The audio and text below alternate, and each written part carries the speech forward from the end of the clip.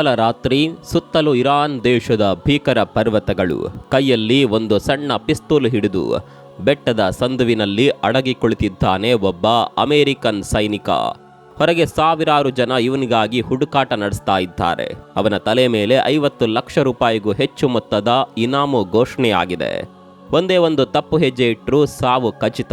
ಈ ಕಡೆ ಅಮೆರಿಕದ ವೈಟ್ ಹೌಸ್ನಲ್ಲಿ ಉದ್ವಿಗ್ನತೆ ಮನೆ ಮಾಡಿದೆ. ಅಧ್ಯಕ್ಷ ಡೊನಾಲ್ಡ್ ಟ್ರಂಪ್ ಪೆಂಟಗನ್ ಜೊತೆ ನಿರಂತರ ಸಂಪರ್ಕದಲ್ಲಿದ್ದಾರೆ. ತನ್ನ ಪೈಲಟ್ ಅನ್ನ ಉಳಿಸಿಕೊಳ್ಳಲು ಅಮೆರಿಕ ತನ್ನದೇ ಆದ 3,000 ಕೋಟಿ ರೂಪಾಯಿ ಬೆಲೆ ಬಾಳುವ ಯುದ್ಧ ವಿಮಾನಗಳನ್ನ ಬಾಂಬ್ ಹಾಕಿ ಸ್ಫೋಟಿಸಿದೆ ಅಂದ್ರೆ ನೀವು ನಂಬಲೇಬೇಕು.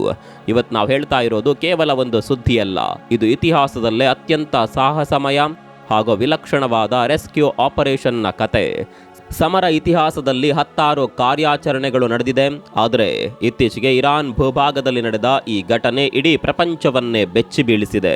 ಕಳೆದ 20 ವರ್ಷಗಳಲ್ಲಿ ಮೊದಲ ಬಾರಿಗೆ ಅಮೆರಿಕದ ಅತ್ಯಾಧುನಿಕ F-15 ವಿಮಾನವೊಂದು ಶತ್ರುಗಳ ಗುಂಡಿಗೆ ಬಲಿಯಾಗಿತ್ತು. ಆದರೆ ಆ ವಿಮಾನದಲ್ಲಿದ್ದ ಪೈಲಟ್ಗಳನ್ನು ಉಳಿಸಲು ಅಮೆರಿಕ ಮಾಡಿದ ಸಾಹಸ ಮಾತ್ರ ಸಿನಿಮಾಗಿಂತಲೂ ರೋಚಕವಾಗಿದೆ. ಏನಿದು ಘಟನೆ? ಅಮೆರಿಕ ತನ್ನ ಪೈಲಟ್ಗಾಗಿ ಇರಾನ್ ಒಳಗೆ ನುಗ್ಗಿ ಮಾಡಿದ್ದೇನು? ಆ 40 ಗಂಟೆಗಳಲ್ಲಿ ನಡೆದಿದ್ದೇನು? ಅಮೆರಿಕದ ಈ ಮಿಷನ್ ಯಶಸ್ವಿಯಾಗಿದ್ದಾದರೂ ಹೇಗೆ? ಎಲ್ಲವನ್ನ ತೋರಿಸ್ತೀವಿ. ಸ್ನೇಹಿತರೆ ನಮಸ್ಕಾರ, ಚರಿತ್ರೆಯ ಮತ್ತೊಂದು ವಿಡಿಯೋಗೆ ನಿಮಗೆಲ್ಲ ಪ್ರೀತಿಯ ಸ್ವಾಗತ.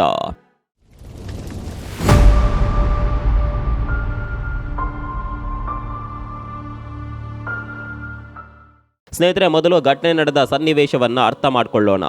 ಇರಾನ್ ಮತ್ತು ಅಮೆರಿಕ ನಡುವೆ ಈಗ ಯುದ್ಧದ ಕಿಚ್ಚು ಹೊತ್ತಿ ಉರಿತಾ ಇದೆ.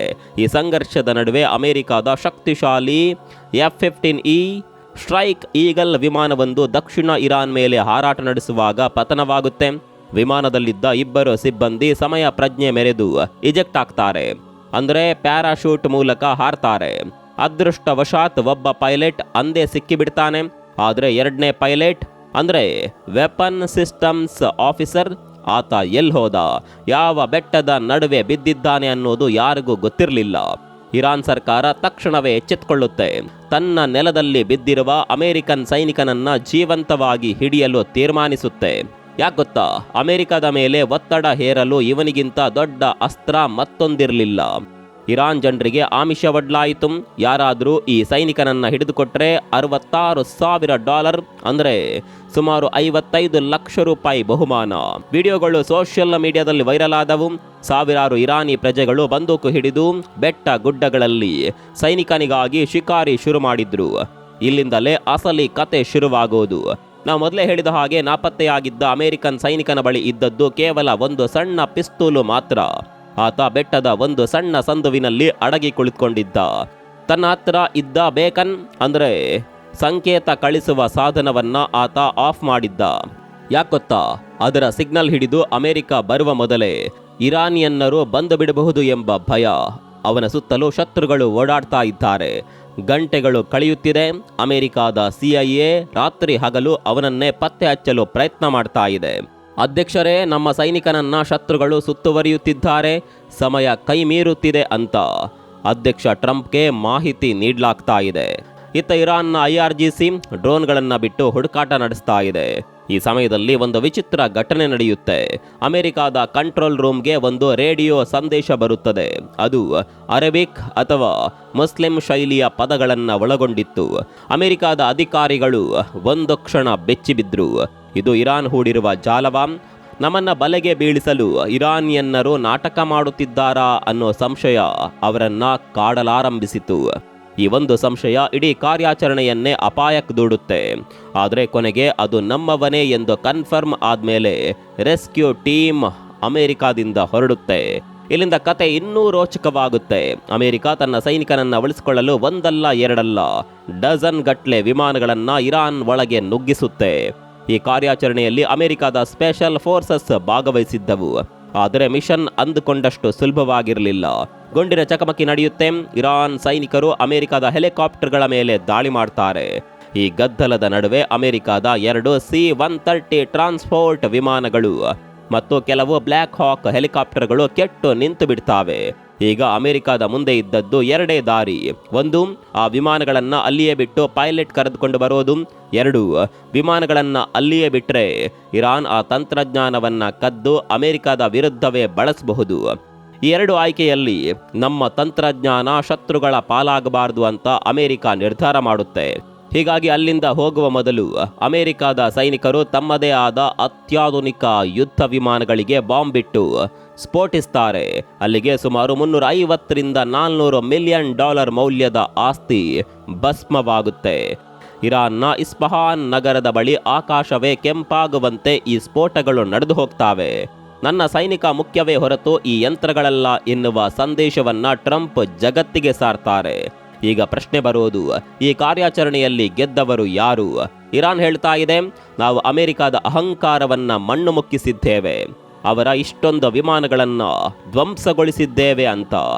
ಆದರೆ ಅಮೆರಿಕದ ಜನರಲ್ ಫ್ರ್ಯಾಂಕ್ ಮೆಕೆಂಜಿ ಹೇಳೋದು ಬೇರೆಯೇ. ಒಂದು ಯುದ್ಧ ವಿಮಾನ ಕಟ್ಟಲು 1 ವರ್ಷ ಬೇಕು, ಆದರೆ ಒಬ್ಬ ಸೈನಿಕನನ್ನ ಕೈಬಿಡದ ಮಿಲಿಟರಿ ಪರಂಪರೆ ಬೆಳೆಸಲು 200 ವರ್ಷಗಳು ಬೇಕು. ಅಲ್ಲಿಗೆ ಎರಡೂ ದೇಶಗಳು ತಮ್ಮನ್ನು ತಾವು ಸಮರ್ಥಿಸಿಕೊಳ್ತಾ ಇವೆ. ಇಲ್ಲಿ ಅಮೆರಿಕದ ಇಮೇಜ್ ಮುಖ್ಯವಾಗಿತ್ತು. ಇರಾನ್ನಂತಹ ಶತ್ರು ದೇಶದ ಒಳಗೆ ನುಗ್ಗಿ ತನ್ನ ಸೈನಿಕನನ್ನ ಜೀವಂತವಾಗಿ ಕರೆತಂದಿದ್ದು ಅಮೆರಿಕದ ಪಾಲಿಗೆ ದೊಡ್ಡ ಜಯ. ಆದರೆ ಇಷ್ಟೊಂದು ಹಣದ ನಷ್ಟ ಮತ್ತು ವಿಮಾನಗಳ ನಷ್ಟ ಅಮೆರಿಕದ ವಾಯುಪಡೆಯ ಮಿತಿಯನ್ನ ತೋರಿಸುತ್ತಿದೆ ಎಂಬ ಟೀಕೆಗಳು ಕೂಡ ಕೇಳಿಬರ್ತಾ ಇದೆ. ಈಗ ಇರಾನ್ ಮತ್ತು ಅಮೆರಿಕ ಎರಡೂ ನಾವೇ ಗೆದ್ದಿದ್ದು ಎಂದು ಬೀಗುತ್ತಿವೆ. ಇದು ಯುದ್ಧವನ್ನ ಇನ್ನೂ ತೀವ್ರಗೊಳಿಸಬಹುದು. ಇರಾನ್ ಈಗ ಅಮೆರಿಕದ ಧ್ವಂಸಗೊಂಡ ವಿಮಾನಗಳ ಭಾಗಗಳನ್ನ ತೋರಿಸಿ ಪ್ರಚಾರ ಮಾಡ್ತಾ ಇದೆ. ಇತ್ತ ಅಮೆರಿಕ ತನ್ನ ನೆಲದ ಒಳಗೆ ಕಾರ್ಯಾಚರಣೆ ಮಾಡಿದ್ರಿಂದ ಕೆರಳಿರುವ ಇರಾನ್ ಮತ್ತಷ್ಟು ದಾಳಿಗಳಿಗೆ ಸಂಚು ರೂಪಿಸಬಹುದು. ಮುಂಬರುವ ದಿನಗಳಲ್ಲಿ ಇಸ್ರೇಲ್ ಈ ಯುದ್ಧದಲ್ಲಿ ಹೇಗೆ ಪಾಲ್ಗೊಳ್ಳುತ್ತದೆ ಎಂಬುದು ಬಹಳ ಮುಖ್ಯ. ಅಂತಿಮವಾಗಿ ಆ ಪೈಲಟ್ ಸುರಕ್ಷಿತವಾಗಿ ಕುವೈತ್ ತಲುಪಿದ್ದಾನೆ. ಸಣ್ಣ ಪುಟ್ಟ ಗಾಯಗಳಾಗಿದ್ದರೂ ಆತ ಬದುಕುಳಿದಿದ್ದಾನೆ. ಒಬ್ಬ ಸೈನಿಕನಿಗಾಗಿ $1,000 ಮೌಲ್ಯದ ವಿಮಾನಗಳನ್ನು ಸುಟ್ಟು ಹಾಕಿದ ಅಮೆರಿಕದ ಈ ಕ್ರಮ ಜಗತ್ತಿಗೆ ಒಂದು ಕಠಿಣ ಸಂದೇಶ ನೀಡಿದೆ. ನಮ್ಮವರನ್ನ ಮುಟ್ಟಿದ್ರೆ ನಾವು ಎಲ್ಲಿಗೆ ಬೇಕಾದರೂ ಬರುತ್ತೇವೆ ಎಂಬ ಹಠ ಅಮೆರಿಕದ್ದು. ಆದರೆ ಇದರ ಬೆಲೆಯನ್ನ ಜಗತ್ತು ಹೇಗೆ ತೆರಬೇಕಾಗುತ್ತೆ ಅನ್ನೋದೇ ಆತಂಕದ ವಿಷಯ. ಇರಾನ್ನ ಬೆಟ್ಟಗಳಲ್ಲಿ ನಡೆದ ಈ 40 ಗಂಟೆಗಳ ಹೈಡ್ರಾಮಾ ಸೈನಿಕನ ಧೈರ್ಯ ಮತ್ತು ದೇಶದ ಪ್ರತಿಷ್ಠೆಯ ಸಂಕೇತವಾಗಿ ಇತಿಹಾಸದಲ್ಲಿ ಉಳಿಯಲಿದೆ. ಸ್ನೇಹಿತರೆ, ಕತೆ ಇಲ್ಲಿಗೆ ಮುಗಿಯೋದಿಲ್ಲ. ಪೈಲಟ್ ರಕ್ಷಣೆ ಆದ ಬೆನ್ನಲ್ಲೇ ಅಮೆರಿಕದ ಅಧ್ಯಕ್ಷ ಟ್ರಂಪ್ ಮತ್ತೊಂದು ಬಾಂಬ್ ಸಿಡಿಸಿದ್ದಾರೆ. ಅದು ಕೇವಲ ಮಾತಿನ ಬಾಂಬ್ ಅಲ್ಲ, ಇಡೀ ಇರಾನ್ ದೇಶವನ್ನೇ ನಡಗಿಸುವ ಎಚ್ಚರಿಕೆ. ಟ್ರಂಪ್ ತಮ್ಮ ಟ್ರುತ್ ಸೋಷಿಯಲ್ ಖಾತೆಯಲ್ಲಿ ಬರೆದ ಒಂದು ಪೋಸ್ಟ್ ಈಗ ಇಡೀ ಜಗತ್ತಿನ ನಿದ್ದೆಗೆಡಿಸಿದೆ. ಟ್ರಂಪ್ ಹೇಳಿದ್ದೇನು ಗೊತ್ತಾ? ಮಂಗಳವಾರ ಇರಾನ್ ಪಾಲಿಗೆ ಪವರ್ ಪ್ಲಾಂಟ್ ಡೇ ಮತ್ತು ಬ್ರಿಡ್ಜ್ ಡೇ ಆಗಲಿದೆ. ಅಂದರೆ ಇರಾನ್ ತನ್ನ ಹತೋಟಿಯಲ್ಲಿರುವ ಹರ್ಮುಜ್ ಜಲಸಂಧಿಯನ್ನ ತಕ್ಷಣವೇ ತೆರೆಯದಿದ್ದರೆ ಆ ದೇಶದ ಪ್ರತಿಯೊಂದು ವಿದ್ಯುತ್ ಸ್ಥಾವರ ಮತ್ತು ಸೇತುವೆಗಳನ್ನ ಅಮೆರಿಕದ ಮಿಸೈಲ್ಗಳು ಧ್ವಂಸ ಮಾಡುತ್ತವೆ ಅನ್ನೋದು ಇದರ ನೇರ ಅರ್ಥ. ಅಷ್ಟೇ ಅಲ್ಲ, ಟ್ರಂಪ್ ಅತ್ಯಂತ ಕಠಿಣ ಪದಗಳಲ್ಲಿ ಇರಾನ್ ನಾಯಕರನ್ನ ಕೆಟ್ಟ ಶಬ್ದಗಳಲ್ಲಿ ಕರೆದಿದ್ದಾರೆ. ಅಷ್ಟೇ ಅಲ್ಲ, ಈ ಜಲಸಂಧಿಯನ್ನ ತೆರೆಯದಿದ್ದರೆ ನೀವು ನರಕವನ್ನ ಅನುಭವಿಸಬೇಕಾಗುತ್ತದೆ ಅಂತ 48 ಗಂಟೆಗಳ ಅಂತಿಮ ಗಡುವು ನೀಡಿದ್ದಾರೆ. ಟ್ರಂಪ್ ಅಷ್ಟು ದೊಡ್ಡ ಎಚ್ಚರಿಕೆ ನೀಡಿದ್ರು ಇರಾನ್ ಮಾತ್ರ ಜಗ್ತಾ ಇಲ್ಲ. ಬದಲಾಗಿ ಇರಾನ್ ಒಂದು ರೀತಿಯ ವಿಚಿತ್ರ ಮತ್ತು ವ್ಯಂಗ್ಯಭರಿತ ಪ್ರತಿಕ್ರಿಯೆ ನೀಡಿದೆ. ಇರಾನ್ನ ಜಿಂಬಾಬ್ವೆ ರಾಯಭಾರಿ ಕಚೇರಿ ಸೋಷಿಯಲ್ ಮೀಡಿಯಾದಲ್ಲಿ ಏನು ಬರೆದಿದೆ ಗೊತ್ತಾ? ನಮ್ಮ ಹತ್ರ ಆ ಜಲಸಂಧಿಯ ಕೀ ಕಳೆದು ಹೋಗಿದೆ, ಮುಂದಿನ ವಿನಂತಿ ಮಾಡಿ ಅಂತ ಟ್ರಂಪ್ ಅವರನ್ನ ಅಣಕಿಸಲಾಗಿದೆ. ಆದರೆ ಅಧಿಕೃತವಾಗಿ ಇರಾನ್ನ ಪಾರ್ಲಿಮೆಂಟ್ ಸ್ಪೀಕರ್ ಮೊಹಮ್ಮದ್ ಬಾಗಾರ್ ಗಾಲಿಬಾಫ್ ಅವರು ಅತ್ಯಂತ ಗಂಭೀರವಾದ ಎಚ್ಚರಿಕೆ ನೀಡಿದ್ದಾರೆ. ಟ್ರಂಪ್ ಅವರ ಈ ಒದ್ದಟತನದ ನಡೆಗಳು ಅಮೆರಿಕದ ಪ್ರತಿಯೊಂದು ಕುಟುಂಬವನ್ನ ಜೀವಂತ ನರಕಕ್ಕೆ ದೂಡ್ತಾ ಇದೆ ಅಂತ ಅವರು ಗುಡುಗಿದ್ದಾರೆ. ಅದೇನೇ ಇರಲಿ, ಈ ಸಂಘರ್ಷ ಶುರುವಾಗಿ ಈಗಾಗಲೇ 1 ತಿಂಗಳು ಕಳೆಯುತ್ತಾ ಬಂದಿದೆ. ಇರಾನ್ ಕೇವಲ ತನ್ನ ಗಡಿಯೊಳಗೆ ಮಾತ್ರವಲ್ಲ, UAE ಮತ್ತು ಇತರೆ ಗಲ್ಫ್ ರಾಷ್ಟ್ರಗಳ ಮೇಲೂ ದಾಳಿ ನಡೆಸ್ತಾ ಇದೆ. ಇತ್ತೀಚಿನ ವರದಿಗಳ ಪ್ರಕಾರ UAEನ ಕೈಗಾರಿಕಾ ಪ್ರದೇಶಗಳಲ್ಲಿ ಇರಾನ್ನ ಮಿಸೈಲ್ಗಳು ಬಿದ್ದಿವೆ ಮತ್ತು ಗಲ್ಫ್ ರಾಷ್ಟ್ರಗಳ ಇಂಧನ ಮೂಲ ಸೌಕರ್ಯಗಳಿಗೆ ಹಾನಿಯಾಗಿದೆ. ಅಂದರೆ ಈ ಯುದ್ಧ ಕೇವಲ ಅಮೆರಿಕ ಇರಾನ್ ನಡುವೆ ಉಳಿದಿಲ್ಲ, ಇಡೀ ಗಲ್ಫ್ ಪ್ರಾಂತ್ಯವೇ ಬೆಂಕಿಯ ಉಂಡೆಯಾಗ್ತಾ ಇದೆ. ಆದರೆ ಒಂದು ಸಣ್ಣ ಭರವಸೆಯ ಬೆಳಕಿದೆ. ಯುದ್ಧ ಇಷ್ಟೊಂದು ತೀವ್ರವಾಗಿದ್ದರೂ ತೆರೆಮರೆಯಲ್ಲಿ ಸಂಧಾನದ ಮಾತುಕತೆಗಳು ನಡೀತಾ ಇದೆ.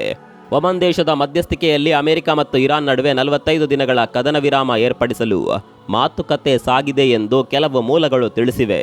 ಒಂದು ಕಡೆ ಬಾಂಬ್ ದಾಳಿಗಳ ಬೆದರಿಕೆ, ಇನ್ನೊಂದು ಕಡೆ ಶಾಂತಿ ಮಾತುಕತೆ.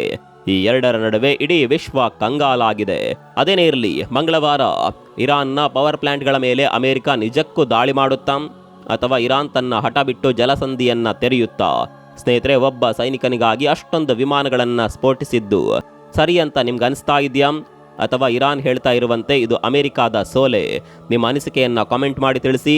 ಇಂತಹ ರೋಚಕ ಮತ್ತು ನೈಜ ಮಾಹಿತಿಗಳಿಗಾಗಿ ನಮ್ಮ ಚಾನಲ್ಗೆ ಸಬ್ಸ್ಕ್ರೈಬ್ ಆಗೋದನ್ನು ಮರಿಬೇಡಿ. ಮತ್ತೊಂದು ವಿಡಿಯೋದಲ್ಲಿ ಸಿಗೋಣ. ಅಲ್ಲಿವರೆಗೂ ನಮಸ್ಕಾರ.